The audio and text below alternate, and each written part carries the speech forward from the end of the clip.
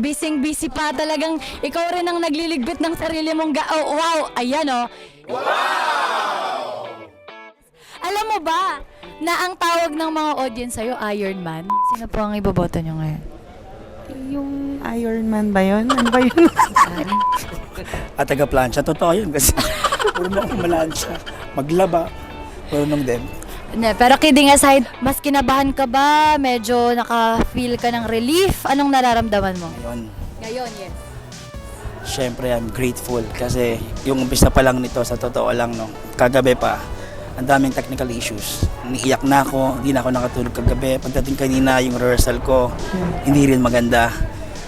Pero, I'm a fighter eh. And sabi ko nga, maitawid ko lang to, yung panalo, hindi ko inisip. Gusto ko ma-execute yung plano ko hanggang sa huli. Eh si Lord na nag-desisyon, so wala na akong magagawa. Tama naman. And kanina, syempre ang bilis kumalat ng balita dito sa GMA. Umiyak ka daw? Oh, umiyak. Bakit ba? Hindi, bakit ka naiyak? Eh, yung hirap nga eh. Kasi nakakaya nga eh, laser man, tapos iiyak. Eh, hindi ko na napigil sarili ko eh. Kahit anong pigil gawin ko, ayan na naman. Very emotional. Lalo na pag pinaghirapan mo, all I need, the victory.